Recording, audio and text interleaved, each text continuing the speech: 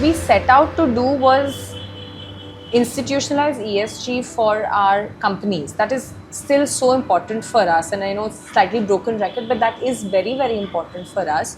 What we also did when we signed up for UNPRI is we put down a policy to say that we want a portfolio that adheres to the best governance practices. We want a portfolio that will think about environment from a decarbonization point of view, right?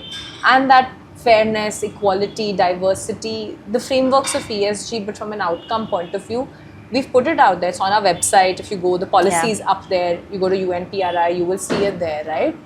You can't deliver on it without knowing what your portfolio's baseline is like, right?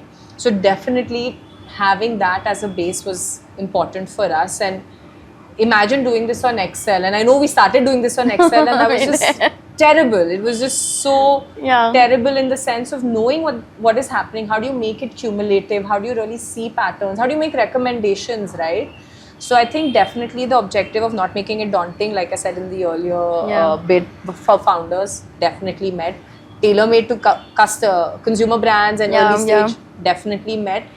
Now the journey is how do we take this and make it stronger and maybe do something on thought leadership, right? And say this is the consumer brand landscape, new age consumer brand landscape, right? So I would say tick to the entire objectives we set out to do.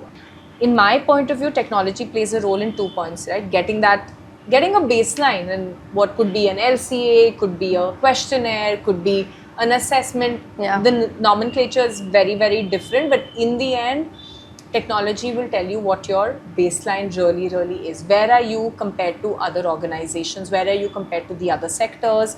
Where are you compared to global standards, right? And having that as a tech front, I think is very, very important. I think the other role technology really plays in all of this is what we've managed to solve for is giving recommendations, therefore, and telling companies and telling sectors or telling global leaders, whosoever, that this is what can be done given your baseline, right?